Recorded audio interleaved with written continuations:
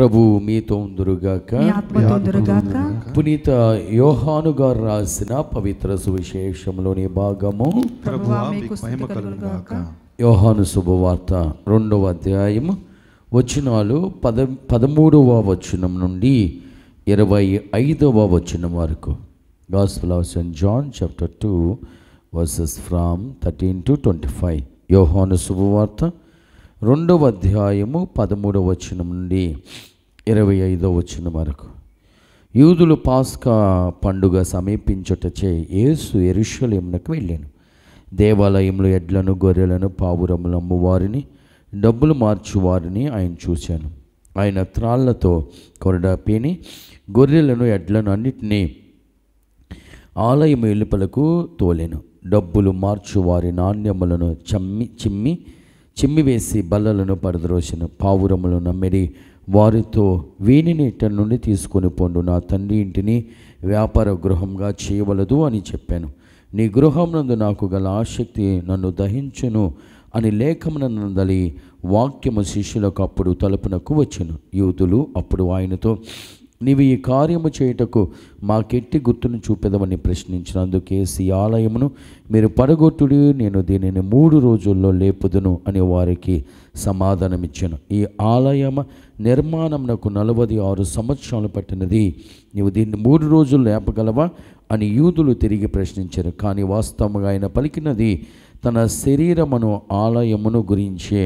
ఆయన మృతుల్లో నుండి లేచిన పిదప ఈ మాటలు శిష్యుల జ్ఞాప్తికి తెచ్చుకొని వారు లేఖనములు యేసు చెప్పిన మాటను విశ్వసించిరి. యెరూషలేములో పాస్కా పండుగ సందర్భంగా ఆయన చేసిన అద్భుతములను చూసి అనేకులు ఆయన యందు విశ్వాసం ఉంచారు. కానీ యేసు వారిని అంతగా నమ్మలేదు. ఎలైనా వారందరినీ గురించి ఆయనకు తెలియను. ఆయన మనుష్యుని అంతరంగం ఎరిగిన వాడు కనుక మానవ స్వభావం గురించి ఆయనకి ఎవరునూ సాక్ష్యం ఇయ్యనవసరం లేదు. ఇది క్రీస్తు సువిశేషము. అందరు కూడా కూర్చోండి. దేవాలయం గురించి దేవుడు మాట్లాడుతూ ఉన్నాడు. చక్కగా ఆలకించటానికి ప్రయత్నం చేయండి. పాటలు పాడేవాళ్ళు, వాయిద్యాలు వాయించేవాళ్ళు, వాలంటీర్స్, యూత్, దేవుని సన్నిధిలో సేవ చేస్తున్నామన్న ప్రతి ఒక్క బిడ్డతో యేసయ్య ఈరోజు మాట్లాడుతూ ఉన్నాడు. ఇది తపోకాలపు 3వ ఆదివారంలోకి ప్రవేశించు. కోటాలకి వెళుతున్నాం. చాలామంది వస్తూ ఉన్నారు. చాలామంది దీక్షపరులు వస్తూ ఉన్నారు. వేల మందిగా ప్రార్థనలో అటెండ్ అవుతూ ఉన్నారు. ఈ వారంలో మేము నందిగామ, విజయవాడ, తర్వాత నందిగామ, రాత్రి వరకు శనివారం నైటు నెల్లూరులో కోటాలు కంప్లీట్ చేసుకుని ఉదయకాలమే మేము ఇక్కడికి వచ్చాం. దేవుడు దేవాలయంలోకి వెళ్ళినప్పుడు అక్కడున్న పరిస్థితులను చూసి బాధపడుతూ ఉన్నాడు. వినాలి. మన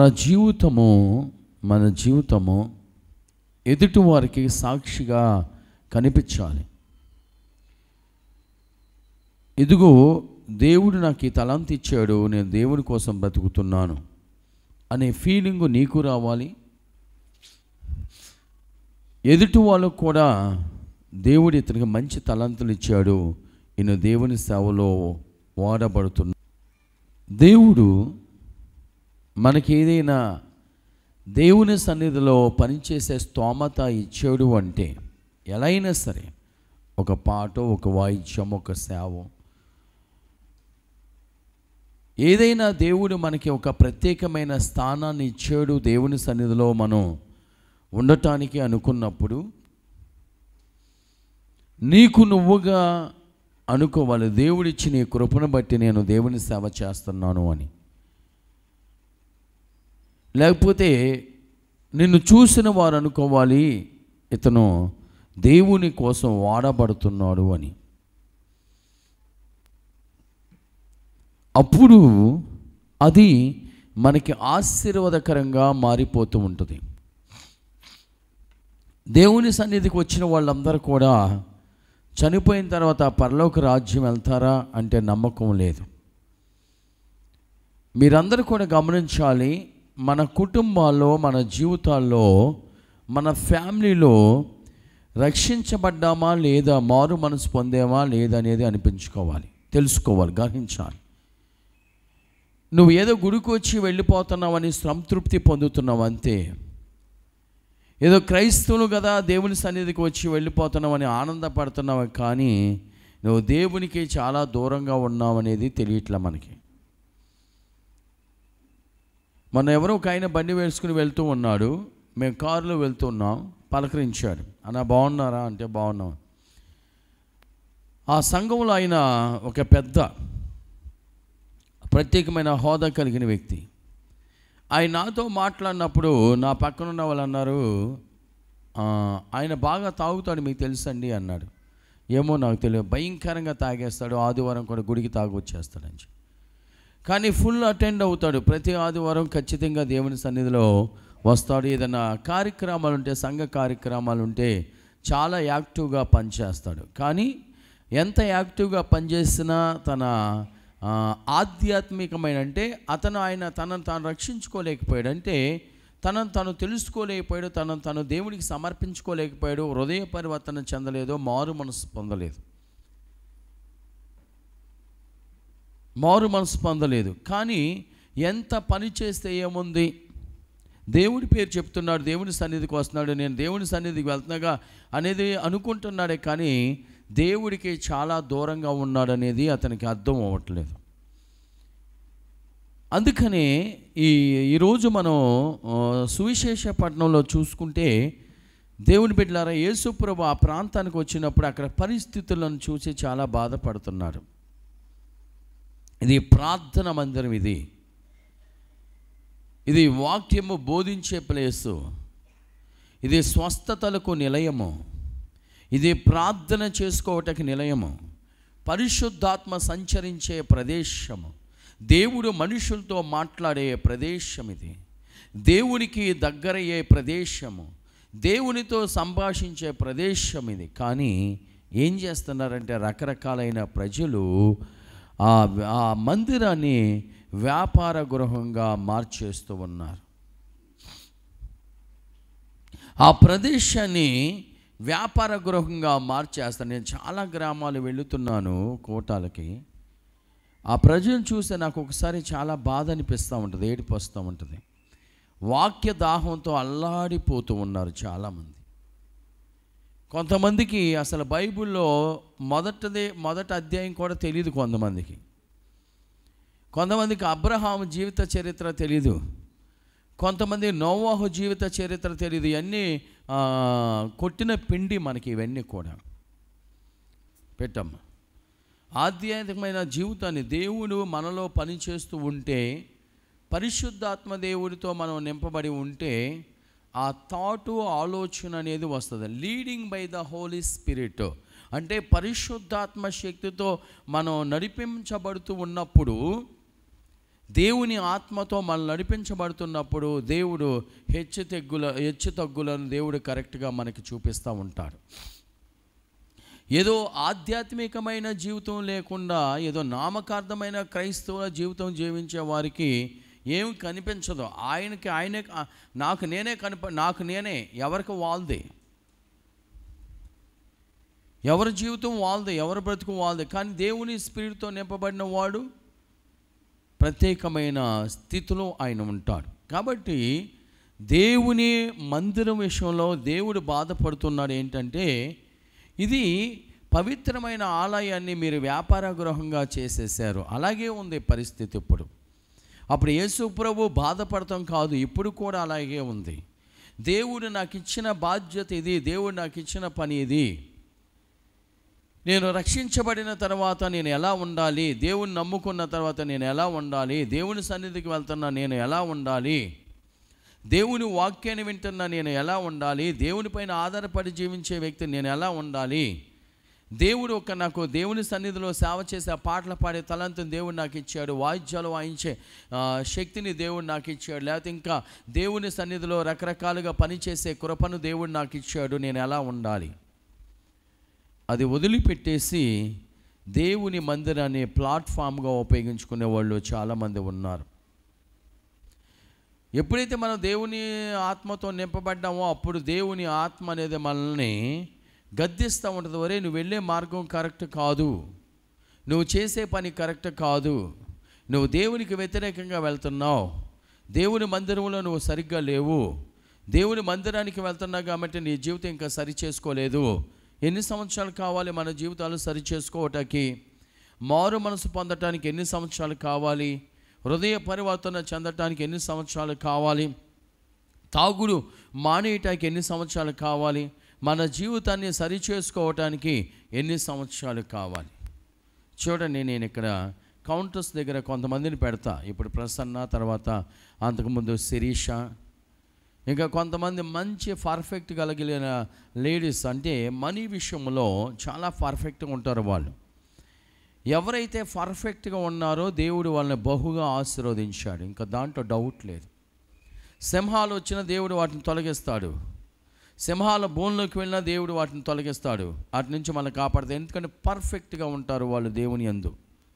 దానియేలు దేవుడి విషయంలో పర్ఫెక్ట్గా ఉన్నాడు. ఎవరికి మొక్కను నేను, ఏ దేనికి మొక్కమన్నా నేను మొక్కను, నా దేవుడు దేవుడే, ఆయనే ప్రభు, ఆయన తప్ప నేను వేరే మార్గంలో వెళ్ళనన్నాడు. ఆయన పర్ఫెక్ట్గా ఉన్నాడు. దేవుడు వాళ్ళని సింహాల బోన్ నుంచి తప్పించాడు. అలాగే ఎవరైతే పర్ఫెక్ట్గా ఉంటారో దేవుని విషయంలో, శిరీష కానీ ఇంకా ప్రసన్న కానీ, చాలా నేను హాయిగా ఉంటాను వాళ్ళ విషయంలో ఆ కౌంటర్లో ఉన్నప్పుడు. ఎందుకో తెలుసా? నమ్మకమైన వ్యక్తులు. నాకు కాదు నమ్మకం, వాళ్ళు దేవునికి నమ్మకంగా ఉన్నారు. దేవుడు ఖచ్చితంగా వారి జీవితంలో అద్భుతం. ఎవరైతే పర్ఫెక్ట్గా నమ్మకంగా దేవుని సన్నిధిలో సేవ చేసారో వాళ్ళని దేవుడు ఖచ్చితంగా ఆశీర్వదిస్తారు.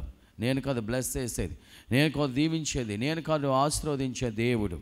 ఎందుకంటే దేవుడు చూస్తాడు ప్రతిదీ. ఎవరైతే నమ్మకంగా దేవుని సన్నిధిలో పని చేస్తారో, నీకు ఇవ్వబడిన పని, దేవుడు నీకు అప్పచెప్పిన పని, దేవుడు నీకు ఇచ్చిన పని నువ్వు నమ్మకంగా చేస్తే ఖచ్చితంగా ఈయన నమ్మకమైన నా దాసుడు, ఈయన నమ్మకమైన పనివాడు, ఈయనకి ఇచ్చినది తిరిగి మళ్ళీ నాకు ఇచ్చాడు.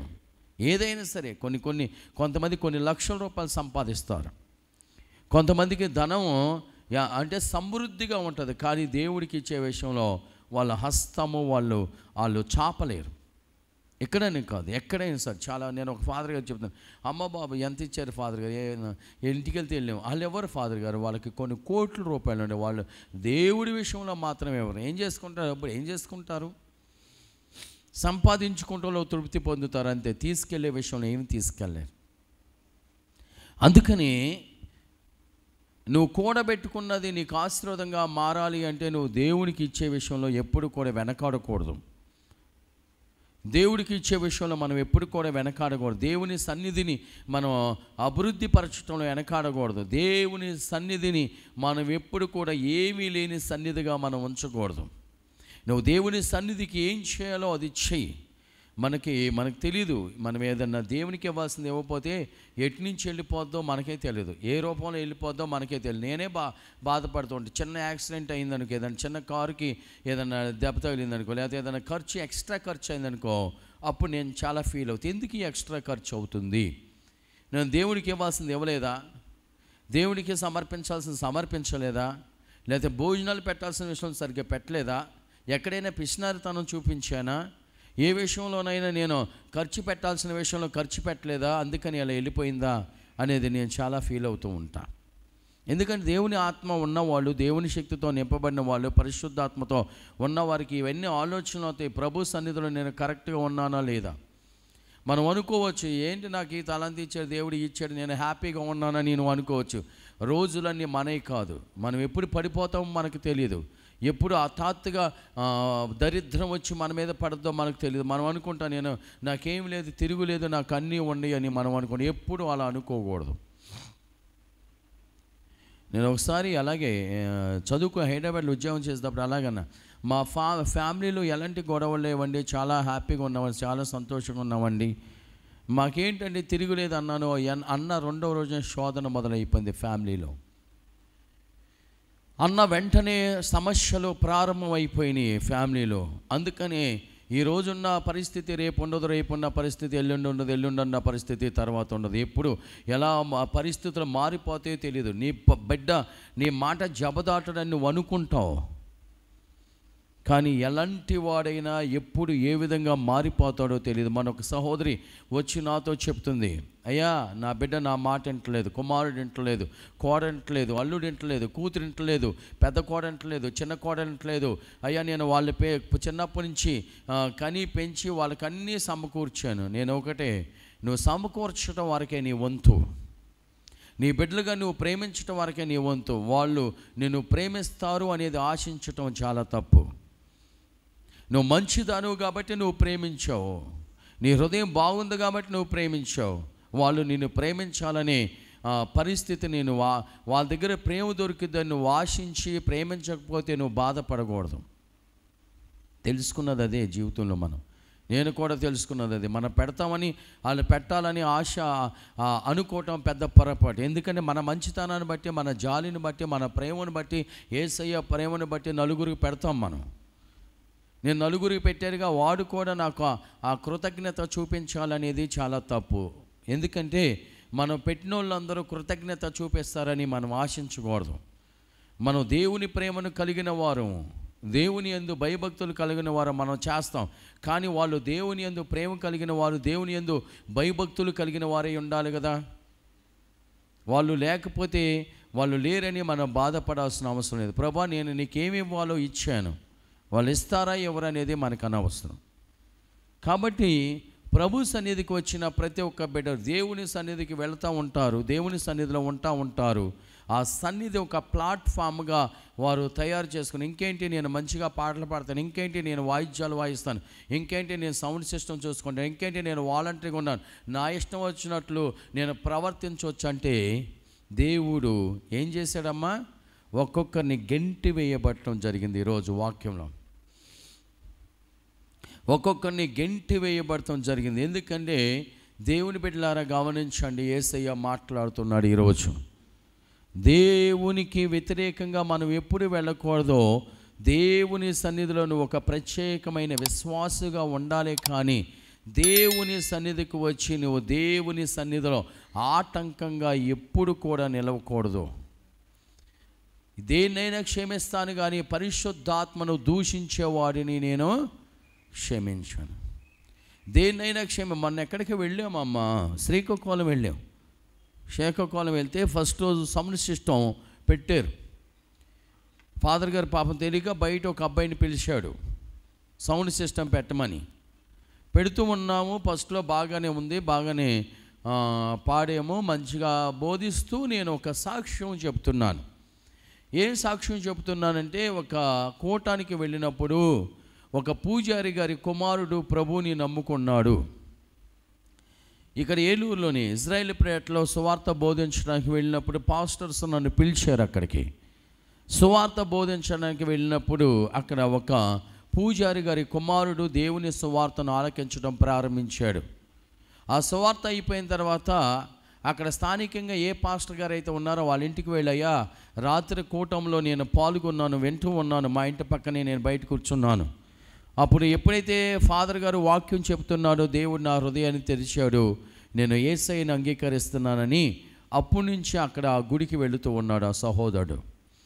ఆ మాట విన్నప్పుడు నేను చాలా సంతోషపడ్డాను. ఆ విషయాన్ని అక్కడ చెబుతుంటే ఆ సౌండ్ సిస్టమ్ పెట్టి ఆయన దేవునికి వ్యతిరేకమైన మనిషి. ఎప్పుడైతే నేను ఈ మాట చెబుతున్నానో సౌండ్ తగ్గించేసి సౌండ్ డిస్టర్బెన్స్ చేయటం ప్రారంభించాడు. సౌండ్ డిస్టర్బెన్స్ చేస్తూ ప్రారంభించేసరికి ఏంటి తేడా వస్తుందని అక్కడ పక్కన వాళ్ళు అడిగితే ఆడు కావాలని చేస్తున్నాడు ఫాదర్ గారు అనిపించింది. అప్పుడు నెక్స్ట్ డే నుంచి వాడిని నా దగ్గరికి రానికుండా మేము ఏర్పాటు చేసుకోవటం జరిగింది. దేవుని పనిని నీకు సహాధ్యమైతే నువ్వు దేవుని పని చేయగలిగితే మనం చేయాలి. అది నీకు నీ బిడ్డలకు ఆశీర్వాదకరం. ఏ విషయంలోనైనా ఆ పనిని మనం ఆటంకపరిచి ఉన్నామంటే, చూడండి ఇక్కడికి వస్తారు, అటు ఇటు తిరుగుతారు, డిస్టర్బెన్స్ చేసినట్టు కాదు చెట్టు కిందకి వెళ్తారు, డిస్టర్బెన్స్ చేసినట్టు కాదు మాట్లాడుకుంటారు, డిస్టర్బెన్స్ చేసినట్టు కాదు. దేవుని సన్నిధికి వచ్చావంటే నువ్వు పవిత్ర ఆత్మతో నింపబడాలి. పవిత్ర ఆత్మను నువ్వు ఇంకా సంతోషపెట్టే విధంగా నువ్వు ఉండాలి. దేవుని మందిరం అంటే ఇది ఒక ఆట స్థలం కాదు. దేవుని మందిరం అంటే ఒక ప్లాట్ఫామ్ కాదు. దేవుని మందిరంలో ఒక పెద్దగా ఉండి నేను ఏది చెప్తే అది జరగాలనుకోవటం నీ మూర్ఖత్వం. ఒకవేళ నువ్వు పెద్దగా ఉన్నావా, ఆధ్యాత్మికమైన ఆహారాన్ని ప్రజలకు పంచిపెట్టాలి. ప్రజలకు మేలుకరమైన ఆధ్యాత్మికమైన కార్యక్రమాలు పెద్దగా నువ్వు ఏర్పాటు చేయాలి. వాటికి ఆటంకపరిచే వ్యక్తిగా ఉంటే పరిశుద్ధాత్మ ఆటంకపరిచే వారిని దేవుడు ఒప్పుకోడు. దేవుని పనిలో మనం ఎక్కడ వాలంటీర్స్ ఉంటారు, అప్పుడప్పుడు నా మైండ్ తింటూ ఉంటారు. వాలంటీర్స్ కాదు, ఎక్కడ ఉండే ఇన్మేట్స్. బోల కూరలు బాగానే ఉంటారు, అవన్నీ అవన్నీ తుడుస్తారు. వచ్చేసరికి నా బుర్ర తింటారు. ఏంటమ్మా అంటే వాళ్ళు వీళ్ళు గొడవలు అంటూ ఉంటారు. ఆడవాళ్ళు గొడవలుగా, అది చాలా డిస్టర్బెన్స్ కాదు. ఇది దేవుని మందిరము. నువ్వు తగ్గించుకుని ఎవరైనా నీ మొహం మీద ఉమ్మేసినా అది తుడిచేసుకుని, నేను ప్రభు సన్నిధిలో ఉన్నాను, దేవుని కోసం బ్రతకటానికి ఇక్కడికి వచ్చాను, తుడిచేసుకుని నువ్వు మోకరించే ప్రార్థన చేసినప్పుడే నువ్వు సన్నిధిలో పర్ఫెక్ట్గా ఉన్నట్లు. ఇంకా నువ్వు దాన్ని బట్టి ఇంకా నువ్వు రెచ్చిపోయావు అనుకో, దేవుని సావులో డిస్టర్బెన్స్ చేస్తున్నావని నువ్వు తెలుసు. కాబట్టి వాలంటీర్స్, యూత్ మెంబర్స్ ఇక్కడ ప్రత్యేకమైన స్థానాలు మీకు ఏర్పాటు చేయబడినవి. వాయిద్యాలు వాయించేవాళ్ళు, పాటలు పాడేవాళ్ళు, సౌండ్ సిస్టాలు పెట్టేవాళ్ళు, డ్రైవింగ్ చేసేవాళ్ళు, ఫాదర్ గారికి సహాయం చేసేవాళ్ళు, మీరందరూ ఎక్కడున్నారో ఒకసారి జ్ఞాపకం చేసుకోనండి. దేవుని మందిరంలో మీరున్నారు. ఇది దేవుని మందిరము. నువ్వు ఆశీర్వదించబడాలంటే నువ్వు దేవుడు చెప్పిన పనిని నువ్వు చేయాలి. ఒకవేళ నువ్వు దేవుని చెప్పిన పని నువ్వు చేయకపోతే దేవుడు ఏం చేస్తున్నా, నా దేవాలయాన్ని వ్యాపార గృహంగా మార్చేశారు. ప్రభు దేవాలయాన్ని వ్యాపార గృహంగా మార్చేసిన వాళ్ళు మార్చేశారని దేవుడు బాధపడుతున్నాడు. నిన్ను బట్టి దేవుడు సంతోషించి నీకు నీ కుటుంబానికి దేవుడు బలమైన ఆశీర్వాదాలు రావాలి. నిన్ను బట్టి, నీ సేవను బట్టి నీ కుటుంబం ఆశీర్వదించబడాలి. నీ సేవను బట్టి కుటుంబాన్ని దేవుడు దీవించాలి. చూడండి, నేను ఫిబ్రవరి 1 ఉద్యోగాల కోసం ప్రార్థన మొదలుపెట్టాను. అప్పటికే ముగ్గురికి దేవుడు గవర్నమెంట్ ఉద్యోగాలు ఇచ్చారు. ముగ్గురికి 1 మంత్లోనే. ఎందుకో దేవుడా తెలుసా, నా నోటి నుండి ఏదైతే ప్రభువుని అడుగుతానో దేవుడు ఇస్తాడు ఖచ్చితంగా. ఎందుకంటే మనం దేవుని పని పర్ఫెక్ట్గా చేస్తున్నాం కాబట్టి. ఇంకా డౌట్ లేదు, దాంట్లో ఇంకా సందేహం లేదు. దేవుని పని చేయటంలో సందేహం లేదు. దేవుని పని చేయటంలో వెనకాడే పరిస్థితి లేదు. ఎందుకంటే ఆయన పని చేస్తే ఆయన నా పని చేస్తాడు. ఆయన పైన ఆయనకు నేను నమ్మకంగా ఉంటే దేవుడు నమ్మకమైన దీవెనలు మన పైన కుమ్మరిస్తారు. కాబట్టి దేవుని మందిరాన్ని వ్యాపార గృహంగా మార్చేవారు ఏమవుతారంటే, మనం చెప్పకూడదు కానీ వాళ్ళు శాపగ్రస్తులు అవుతారని దేవుని వాక్యము ప్రత్యేకంగా మనతో మాట్లాడుతుంది. నేను ఎప్పుడైనా అంతే, రాజకీయాలు చేసే వాళ్ళని దేవుని సన్నిధిలో నా నుండి తొలగించు ప్రభా, నేను డిస్టర్బెన్స్ అయిపోతున్నాను, నాకు ఇబ్బంది కలిగించే వారిని నా నుండి తొలగించు ప్రభా. చాలా అవకాశం ఇస్తాను, చాలాసార్లు చెప్తాను. నాకు కాదు మీరు సహాయం చేసేది, దేవుని స్వార్థ బోధించడానికి మీరు సహాయం చేస్తున్నారు, దేవుని వాక్యాన్ని బోధించడానికి సహాయం చేస్తున్నాను. ఒకసారి నేను ఒక చోట ప్రార్థనకి వెళ్ళాను. ఒక 10 నిమిషాలు అది 10 నిమిషాలు పరిశుద్ధాత్మ గురించి చెప్పి ఆరాధన పాట మొదలుపెట్టాను. అప్పుడే ప్రార్థన ప్రారంభమైంది. ఆరాధన పాటలు అద్భుతాలు జరుగుతున్నాయి. దెయ్యాలు పట్టిన వాళ్ళు చాలల్లోకి పారిపోతూ ఉన్నారు. చాలల్లో పెట్టారు అప్పుడు కూటం. దేవుని శక్తి వచ్చిన వాళ్ళు బాగా కన్నీటి ప్రార్థన చేస్తున్నారు. ప్రేమించుదని అధికంగానే పాట పాడుతున్నాం. మొదటి చరణం అయిపోయింది, 2వ చరణం ప్రారంభించాం. అక్కడున్న సేవకుడు ఆపేసే టైం అయిపోయిందని చెప్పాడు. అవమానించటానికి ప్రేమించేది అధికంగానే పాట పాడుతున్నాను. అప్పుడే ఇచ్చారు టైం నాకు. అప్పుడే నేను ఒక్కడిని అక్కడ, ఇంకా వేరే సేవకులు ఎవరు లేరు. 2వ చరణం పాడుతున్నాను, టైం అయిపోయింది, ఆపేసాను. వచ్చిన జనం కన్నీరు పెట్టేశారంటే, ఫాదర్ గారు రాక ఈ ప్రదేశానికి మీరు పిలిచారు, అప్పుడే ఆపేయమంటున్నాడు. పిలిచిన వ్యక్తి ఆపేయమన్నప్పుడు నేను ఆపకుండా నా ఇష్టం నేను చేస్తానని అనలేను కదా. చూడండి, దేవుని ఆత్మను ఎంతగా దుఃఖపెడుతూ ఉన్నారో. తను ఇంతవరకు తన జీవితంలో ఒక ఆత్మనైనా రక్షించాడంటే రక్షించలేదు. క్రియలేని విశ్వాసం మృతము. మనం దేవుని సేవ చేస్తున్నామంటే ఆ సేవకు తగిన ఫలితాల ఆత్మలు ఉండాలి.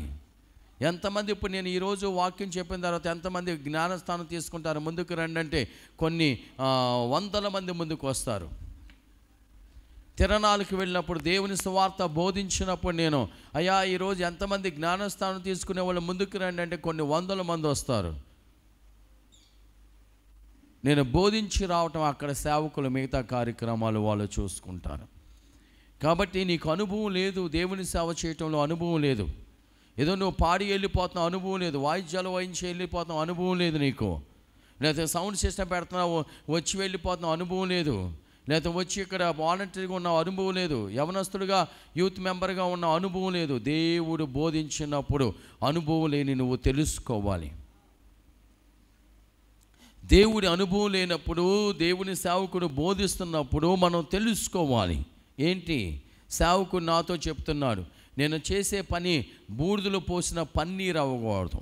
నువ్వు కష్టపడుతున్నావు, నీ హృదయం మారకపోతే నువ్వెంత కష్టపడినది దేవుని లెక్కలోకి రాదు. నువ్వు మనస్ఫూర్తిగా దేవుని సేవ చేస్తున్నానని నువ్వు పని చెయ్యి. అప్పుడు ఖచ్చితంగా ఎన్ని ప్రసంగాలు చెప్తానో, కొన్ని వందల ప్రసంగాలు. ఒక సేవకుడు, నేను ఈ ఆదివారం ప్రతి ఆదివారం ప్రసంగం ప్రిపేర్ అవ్వాలంటే చాలా కష్టం అవుతుంది అంటున్నాడు. అయ్యా నువ్వు ఒక ఆదివారానికే నువ్వు ఇబ్బంది పడిపోతున్నావు, బిజీగా ఉన్నానని చెప్తున్నా. కానీ నేను నెలకు ఒక 30 ప్రసంగాలు నేను సిద్ధపడాలి. ఎలాగూ నేను కొంచెం సిద్ధపడితే పరిశుద్ధాత్మ 90% నాకు సహాయం చేద్ది. నేను 10% మాత్రమే నేను అక్కడ కొంచెం సిద్ధపడి నిలబడతాను. దేవుడు నన్ను నడిపిస్తాడు. వీళ్ళ జీవితాల్లో వాయిద్యాలు వాయించే వాళ్ళ జీవితాల్లో, పాటలు పాడేవాళ్ళు జీవితాల్లో, దేవుని సేవ చేసే వాళ్ళ జీవితాల్లో ఎన్నో అద్భుతాలు, ఎన్నో ఆశ్చర్యమైన కార్యాలు చూస్తున్నారు. ప్రతి ప్రదేశంలో దేవుడు అనేకమైన అద్భుతాలు వారి కళ్ళకి చూపించుతున్న వాళ్ళ హృదయాలు తెరవబడతలేదంటే వాళ్ళు చాలా దేవునికి దూరంగా జీవిస్తూ ఉన్నారు. మనిషి మాత్రమే అక్కడ ఉంటున్నారు, కానీ వాళ్ళు ఎవరికి సంబంధించిన వాళ్ళో తెలుసా? దేవునికి సంబంధించిన వారు కారు. వీళ్ళనే కాదు, ఎక్కడైనా నేను చెప్తూ ఉన్నాను. ఏ ప్రదేశంలోనైనా నేను చెప్తున్నాను. అన్ని ప్రసంగాలు మనం వింటున్నప్పుడు ఒక్కొక్కరు మాట్లాడుతూ ఉంటే కళ్ళం నీళ్ళు వస్తుంది. ఒక్కొక్కరు దేవుని వాక్యం బోధిస్తున్నప్పుడు, ప్రభా నువ్వు నాతోనేనా మాట్లాడేది అనిపిస్తూ ఉంటుంది. కొంతమంది దేవుని వాక్యం చెప్తున్నప్పుడు నేను అప్పుడప్పుడు పెట్టుకుని వింటున్నప్పుడు, నిజమే కదా, నేను ఇంకా పాపంలో ఉన్నాను, ఆ పాపంలోంచి నేను బయటకు రాలేకపోతున్నాను, నన్ను క్షమించు ప్రభా అనిపిస్తూ ఉంటుంది. ఏదైనా ఎవరైనా డబ్బు ఇచ్చినప్పుడు నేను ఆ డబ్బును చూసి ఆశపడుతున్నప్పుడు నాకు అనిపిస్తూ ఉంటుంది, ప్రభా నేను డబ్బుకి లొంగిపోతున్నానా, ఈవిల్ స్పిరిట్ ఏమైనా ఎంటర్ అయిందా నాలోకి, డబ్బు పిచ్చితో అనిపిస్తూ ఉంటుంది. ఎక్కడికైనా వెళ్ళినప్పుడు ఏదన్నా బాగున్నప్పుడు, వెజిటేబుల్ కర్రీస్ ఏమైనా బాగున్నప్పుడు, అయ్యో ఏంటి ఇలా ఎలా చేశారు, ఏంటి అబ్బా ఈరోజు సరిగ్గా అన్నం తినలేకపోయినా ఏంటి అనిపించినప్పుడు, ఏంటి నేను తిండిపోతువాడుగా మారిపోతున్నానా అనిపిస్తూ ఉంటుంది. ఎక్కడికైనా వెళ్ళి నేను సరిగ్గా దేవుని సువార్తను బోధించినప్పుడు నాకు అనిపించే మాట ఏంటో తెలుసా? నేను సిద్ధపడలేదేమో, సోమరిపోతుగా పడుకుని ఇక్కడికి వచ్చి స్టేజీ మీద నిలబడ్డాను. నేను దేవునికి ఇవ్వాల్సిన సమయం ఇవ్వలేదు కాబట్టి నేను ఈరోజు దేవుని వాక్యాన్ని బోధించలేకపోతున్నాను అనిపిస్తూ ఉంటుంది. ఇంకా ఏదైనా విషయాల్లో నేను దేవునికి వ్యతిరేకంగా వెళ్తున్నప్పుడు, ప్రభా నేను నీకు వ్యతిరేకంగా వెళ్తున్నానేమో, నన్ను క్షమించి, నేను అలా వెళ్లకుండా నాకు సహాయం చేయ ప్రభా అనిపిస్తుంది. ఒకవేళ మీరు ఇచ్చిన 10 రూపాయలు నేను అప్పుడే ఖర్చు పెడితే, ప్రభా నువ్వు ఇచ్చిన డబ్బు నేను ఖర్చు పెట్టేసాను, దుబారా ఖర్చు చేస్తున్నావు అనిపిస్తూ ఉంటుంది. ఒకవేళ ఆ 10 రూపాయలు దాచుకుంటే, ప్రభా నువ్వు ఇచ్చిన 10 రూపాయలు నేను దాచేసుకున్నానే, ప్రజలకు ఖర్చు పెట్టకుండా నేను తప్పు చేస్తున్నానేమో అనిపిస్తుంది. అందుకని ఏ పని చేయాలో, ఎలా చేయాలో, ఎలా ఖర్చు పెట్టాలో, ఎలా వాడుకోవాలో దేవుణ్ణి అడిగి దేవుడు బోధించిన విధంగా నేను ముందుకు వెళ్ళిపోతూ ఉంటాను. కాబట్టి దేవుని సన్నిధిలోకి వచ్చే మనం చాలా పర్ఫెక్ట్గా మారు మనసు పొందిన వారుగా ఉండాలి. నేను చాలా డిస్టర్బెన్స్ పడుతూ ఉంటాను ఒక్కొక్కసారి. అన్ని విషయాలు ఇక్కడ నా చుట్టుపక్కల ఉన్న ప్రజలు నాకు సపోర్ట్ చేసేవాళ్ళు, సౌండ్ పాటలు పాడేవాళ్ళు, వాయిద్యాలు వాయించేవాళ్ళు, వాలంటీర్స్, యూత్ మెంబర్స్, ఏదన్నా వారిలో డిస్టర్బెన్స్ ఉంటే నేను డిస్టర్బెన్స్గా ఫీల్ అవుతూ ఉంటాను. ఎందుకు ప్రభా నన్ను ఇలా వీళ్ళందరూ పెడుతున్నారు నీ సన్నిధిలో? నువ్వు దేవుని పని వాడు పర్ఫెక్ట్గా చెయ్యి. దేవుడిచ్చాడు తలంతులు, ఒకడికి 1 నాణ్యము, రెండోవాడికి 2 నాణ్యాలు, మూడోవాడికి 5 నాణ్యాలు మల్టిప్లై చేశారు. దాన్ని 10గా 5, 10, 2, 4 అయినాయి. ఒకటే ఇచ్చినోడు ఒకటిలాగానే ఉన్నాడు, ఆడి జీవితంలో పైకి రాలేకపోయాడు. దేవుడిచ్చిన తలంతులను ఉపయోగించుకుని దేవుని సేవ కోసం మీరు ప్రయాసపడితే కన్నా వింటున్నావా? ఏంటి దిక్కులు చూస్తున్నా? దేవుని సేవకు ఉపయోగపడితే దేవుడు ఖచ్చితంగా మనల్ని దీవిస్తాడు. లేకపోతే ఒకవేళ నువ్వు దేవుని సేవ వాక్యాన్ని పక్కన పెడుతున్నావంటే దురాత్మ ఏ పాతాళంలోకి తీసుకెళ్తుందో మనకు తెలీదు. ఎప్పుడు ఏమైపోతావో మనకు తెలియదు. చివరికి మళ్ళీ సేవకుడే నీకు రావాల్సిన పరిస్థితి వస్తుంది. అందుకని ఈరోజు వాక్యం దేవుడు మనకు చెప్తున్న మాట ఏంటంటే, నువ్వు దేవుని సేవలో కనీసం ఒక 5 నిమిషాలు కూడా కూర్చోలేరండి ఫోన్ లేకుండా దేవుని మందిరంలో. ఒక అరగంట కూడా ఎవడో పనికిమాలో లేకపోతే ఎవరో పనికిమాలో చేస్తూ ఉంటే ఫోను, ఒక 5 నిమిషాలు కూడా నువ్వు దేవుని సన్నిధిలో కూర్చోలేకపోతున్నావంటే, ఒక అరగంట కూడా మనం దేవుని సన్నిధిలో కూర్చోలేకపోతున్నావంటే నువ్వెంత ఈవిల్ స్పిరిట్తో నింపబడి ఉన్నావు, ఎంత చీకటి బ్రతుకుతున్నావు ఒకసారి మనం జ్ఞాపకం చేసుకోవాలి. దేవుని సన్నిధిలోకి వచ్చండి. మీ సెల్ ఫోన్తో ఆడేది దేవుని సన్నిధిలోకి వచ్చే కాల్స్ వచ్చిన వాళ్ళ గురించి కాదు. పెద్దవాళ్ళు ఏమైనా కాల్స్ వస్తే దాని గురించి మీరు ఫీల్ అవ్వద్దు. దేవుని సన్నిధిలోకి వచ్చండి చాటింగ్ చేసేది, దేవుని సన్నిధిలోకి వచ్చండి మీరు బొమ్మలు చూసుకునేది, దేవుని సన్నిధిలోకి వచ్చండి మెసేజ్లు పెట్టేది. దేవుని హస్తము నీకు ఇప్పటి వరకు తోడుగా లేకపోతే మనం ఏమైపోయే వాళ్ళం ఒకసారి జ్ఞాపకం చేసుకో. దేవుని హస్తము మనకు తోడుగా లేకపోతే ఇప్పటి వరకు మనం చేసిన వెధవ పనులు, వెధవ కార్యక్రమాలని బట్టి దేవుని కృప లేకపోతే మన జీవితంలో ఏమైపోయి ఉండేవాళ్ళం. కానీ దేవుడు దయామయుడు కాబట్టి, ప్రేమపూర్ణుడు కాబట్టి హెచ్చరించి వదిలేస్తున్నాను. దేవుని సన్నిధికి వచ్చి మనం సెల్ ఫోన్తో ఆడతాం, సెల్ ఫోన్లో పట్టుకోవటం, సెల్ ఫోన్లో మెసేజ్లు చూడటం, సెల్ ఫోన్లతో మాట్లాడటం, సెల్ ఫోన్లతో జీవించటం, ఇది దేవుడి మందిరం నువ్వు ఆడుకునే ప్రదేశం కాదు. ఇది ప్రభు సన్నిధి నువ్వు ఆడుకునే ప్రదేశం కాదు. అలాంటి పరిస్థితుల్లో నువ్వు ఉంటే దేవుడి మందిరాన్ని వదిలిపెట్టి వెళ్ళిపోయి అక్కడ కూర్చుని బయట కూర్చుని మనం దేవుని సైతాన్లు పనులు చేసుకోవాలి. కానీ దేవుని సన్నిధికి వచ్చి సెల్ ఫోన్లు, దేవుని సన్నిధికి వచ్చి ఇష్టానుసారంగా జీవించడం కాదు. నువ్వు ఒక 5 నిమిషాలు కరెక్ట్గా పర్ఫెక్ట్గా దేవుని సన్నిధిలో ఉండలేకపోతున్నావు, 10 నిమిషాలు దేవుని సన్నిధిలో ఉండలేకపోతున్నావు, అరగంట నువ్వు దేవుని సన్నిధిలో ఉండలేకపోతున్నావు అంటే 10 నిమిషాలకు ఒకసారి ఫోన్, అరగంట ఒకసారి ఫోను, 10 నిమిషాలకు ఒకసారి ఫోన్ వచ్చి నువ్వు లేచి బయటికి వెళ్ళగలుగుతున్నావంటే నీ ఆత్మ ఎంత దుర్లభంగా ఉందో నువ్వు ఒకసారి గ్రహించుకోవాలి. నువ్వు ఎవరికి బానిస అయిపోయి ఎవరి చేత కట్టబడి ఉన్నావంటే దురాత్మ చేత కట్టబడిన వాళ్ళు. దేవుని స్పిరిట్ అనేది 1% కూడా లేదు. మనం పెదవులతో మాత్రమే దేవుని స్తుతిస్తున్నాం, పాడుతున్నాం, ప్రార్థన చేస్తున్నాం, పెదవులతో మాత్రమే మనం ఏదో చేస్తున్నాం. కానీ చాలా జాగ్రత్తగా ఉండాలని దేవుడు ఈరోజు మనతో మాట్లాడు. అందుకని యేసయ్య దేవాలయం దగ్గరికి వచ్చినప్పుడు అవన్నీ చూసి చాలా బాధపడిపోయాడు. ప్రభు నా మందిరాన్ని వ్యాపార గృహంగా మారుస్తున్నారని చాలా దేవుడి వేదన పడ్డాడు. దేవుని సన్నిధికి వచ్చామంటే దేవుని బిడ్డగాను ఉండాలి. దేవుని సన్నిధికి వచ్చామంటే మారు మనసు కలిగి ఉండాలి. దేవుని సన్నిధిలో నువ్వు ఉన్నావంటే దేవుడు నీతో ఏం మాట్లాడుతున్నాడు అది గ్రహించాలి. కానీ దేవుని సన్నిధికి వచ్చి నువ్వు చేయాల్సిన పనులన్నీ, చెడ్డ పనులన్నీ చేయటం కాదు. వాడు వచ్చాడు నిన్న నిన్న నైట్ కాకుండా మొన్న నైట్, ఫస్ట్ రోజు నైట్, గురువారం నైట్ బాగా తాగి వచ్చి అంటున్నాడు ఆడు, మోకరించి ప్రార్థన చేయండి. ఏమో తాగామంటే అమ్మో ఆ వాసనే పడదండి అంటున్నాడు ఆడు నాతో. ఫుల్గా తాగి కింద మీద పడుతున్నాడు. ఎవరినో లాక్కొచ్చి నా దగ్గర ఫాదర్ గారు వెళ్ళండి మోకరించి ఏంటంటే అమ్మో ఆ వాసన పడదంటున్నాడు. తాగేసి దేవుని సన్నిధిలో పాటలు పాడేవాళ్ళు, తాగేసి దేవుని సన్నిధిలో వాయిద్యాలు వాయించేవాళ్ళు. మనోళ్ళు ఎవరు తాగలే. తాగేసి వచ్చి దేవుని సన్నిధిలో ఆటలాడేవాళ్ళు. చాలా జాగ్రత్తగా ఉండాలి. దేవుడు మాట్లాడుతున్న మాటలు ఈరోజు మనం గత 15-20 రోజుల నుంచి ఉపవాసం ఉండి నేను మాట్లాడుతున్నాను. జాగ్రత్త పడతావా? పడు. దేవుని సేవ చేయాలనుకుంటావా? పర్ఫెక్ట్గా చేయి.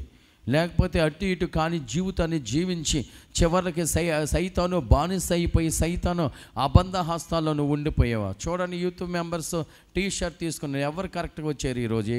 ఎవరు వచ్చారు? ఇప్పుడు కొంచెంసేపు నాకు వస్తారు, ప్లేట్ ఒకడో, గ్లాస్ ఒకడో, గట్టు ఒకడో పట్టుకుని వడ్డించడానికి సిద్ధపడుతూ ఉంటారు. నీ వడ్డించేది ఎవరికి కావాలి? ఇక్కడ వడ్డింపులు ఎవరికి కావాలి? భోజనాలు పెట్టేది ఎవరికి కావాలి? నువ్వు మారేవా లేదు. నువ్వు ఎన్ని సంవత్సరాలు వడ్డించినా నీ జీవితంలో మార్పు లేకపోతే నువ్వు వృధాని. ప్రభుని నమ్ముకున్న వాళ్ళు, ప్రభుని ప్రేమించే వాళ్ళు ఆశీర్వాదాలు డిఫరెంట్గా ఉంటాయి. దేవునికి సహాయం చేసే వాళ్ళ ఆశీర్వాదాలు డిఫరెంట్గా ఉంటాయి. దేవుని కోసము ప్రయాసపడే వాళ్ళ యొక్క జీవితాలు డిఫరెంట్గా ఉంటాయి. కాబట్టి దేవుడు ఈరోజు మనతో మాట్లాడుతున్న మాట ఏంటంటే, దేవుని సన్నిధిలో ఒక గొప్ప సాక్షిగా ఉండాలి, కానీ దేవుని సేవను పాడు చేసే వరంగా మనము ఉండకూడదు. నాకు తెలుస్తుంది, ఎవరైనా మేము ఎక్కడైనా ఒక గ్రూప్గా ప్రార్థన చేయటానికి వెళ్ళినప్పుడు ఆ గ్రూపులో ఎవడైనా సరైనోడు లేకపోతే నా ఆత్మకు ఆటంకపరిచే వ్యక్తిగా నేను గుర్తిస్తాను.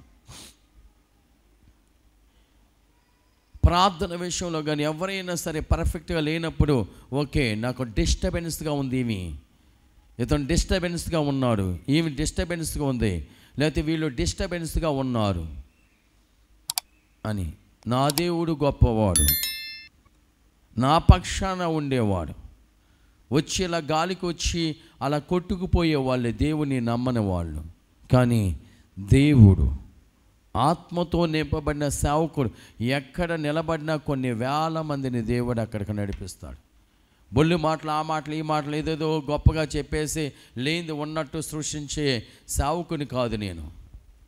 కొంతమంది లేనిది ఉన్నట్టు కేకల ద్వారా బొబ్బులు పెట్టేసి లేనిది ఉన్నట్టు సృష్టిస్తారు. నో, అలాంటిది కాదు. దేవుడు ఎలా నడిపిస్తే అలా నడుస్తాను. కాబట్టి పరిశుద్ధాత్మతో నింపబడిన పనివారంగా మనం ఉండాలి. దేవునికి నమ్మకమైన పాత్రలుగా ఉండాలి. దేవుని సన్నిధికి వచ్చే నువ్వు పర్ఫెక్ట్గా ఉండాలి. దేవుని సన్నిధిలో ఉంటావు నువ్వు పర్ఫెక్ట్గా ఉండాలి. ఇదిగో ఈ గుడిలో ఒకలాగా, ఇంటిలో ఒకలాగా. ఇదిగో నీ భర్తకి నువ్వు నమ్మకమైన భార్యగా ఉంటున్నావా, భార్యకు నమ్మకమైన భర్తగా ఉంటున్నారా, మీ పిల్లల్ని కరెక్ట్గా ట్యూన్ చేస్తున్నారా వారి జీవితాల్లో? గమనించండి, దేవుడు మాట్లాడుతున్నాడు. కాబట్టి ఈరోజు వాక్యం ద్వారా దేవుడు మనతో మాట్లాడినది ఏంటంటే, దేవుని ఆలయము పరిశుద్ధమైనది, దానిలో పనిచేసేవారు దేవునికి ఇచ్చిన బాధ్యతను నువ్వు చక్కగా నెరవేర్చాలి. దేవుని సన్నిధికి వస్తున్నా నీవు మారు మనసు పొందిన వ్యక్తిగా ఉండాలి, కానీ వేరేగా ఉండకూడదని దేవుని వాక్యం ప్రత్యేకంగా మనతో మాట్లాడుతుంది. పితా పుత్ర పవిత్రాత్మ నామమున ఆమేన్.